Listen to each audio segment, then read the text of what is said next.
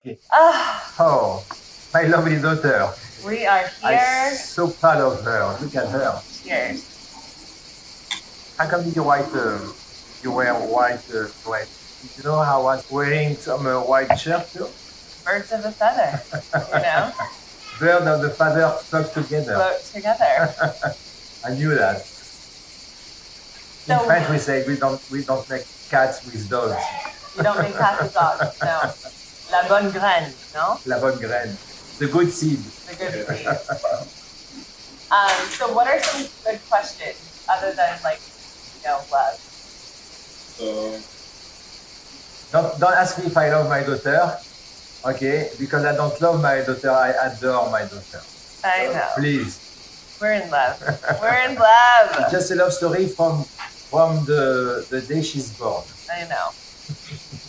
We have done it all together. We went to Thailand, Tahiti, And just the beginning. Mexico. Because we have a lot of projects. We have a lot more to do. More projects. I know. Yeah.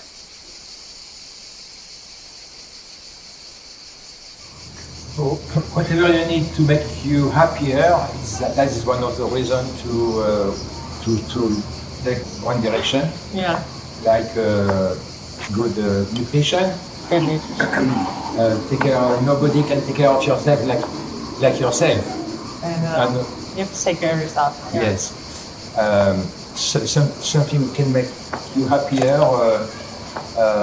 It's always good. It's always positive. So think about positive and not negative. Definitely. The mindset is huge. I also feel like growing up, you really emphasized education as being a way of continuing to learn, continuing to grow. I think another message, at least from my upbringing, is that you have to continue to evolve. You can't just grow up and then you stay where you are, because that's when things get really, because everything else moves on.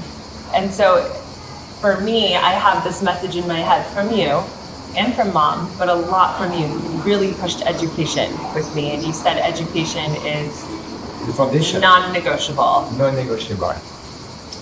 Very, very strict about that. The bar is very high. Yeah. It will always be very high. Yeah, it was a really big deal growing up, this education. And he didn't have the same opportunities.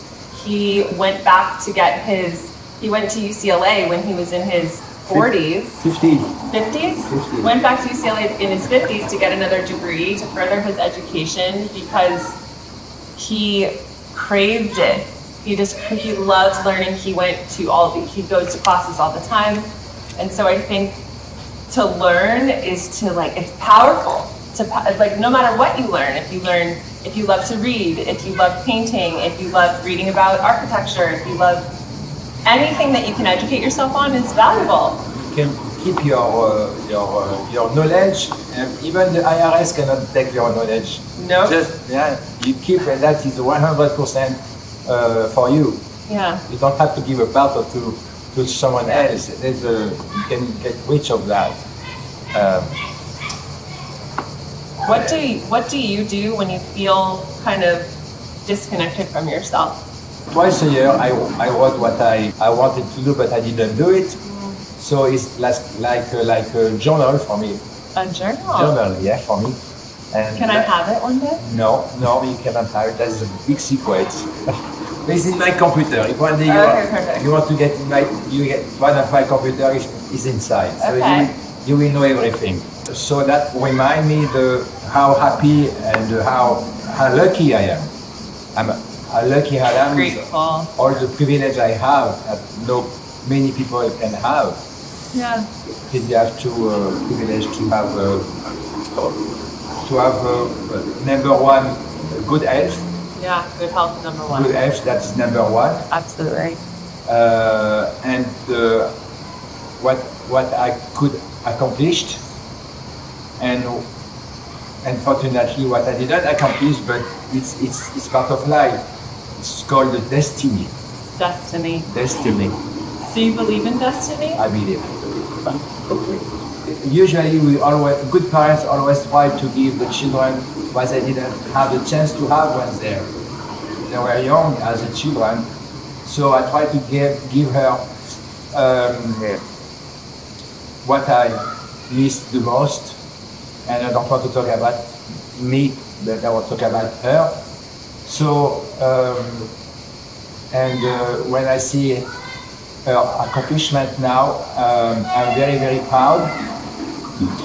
I'm very happy for her and very happy for me too, because I think like she's wonderful woman. She's happy with herself. That is a big thing. And if tomorrow she has a difficult time, she will be able to handle it. This difficult time, even without me. I know she's going to call me for sure, okay? Because she trusts me. But even if the day I'm not here anymore, she can do it, and that is a good feeling I have. Yeah. I did my job, and now I can do whatever I want when I want. And see behind me is something not many people has, and I'm very happy to share what I have with a lot of people too. Yeah. Because sharing is the objective of one of the big objectives of life. Yeah, you have to pay it forward. You have to keep passing it along, and you grow, and then you have to kind of give it away a little bit. I do have this one memory of going through this traumatizing event. I mean, really life-changing for me. And I called my dad and I said, I was crying, and I said, Dad, this happened and I have to get all this, I have to figure this out.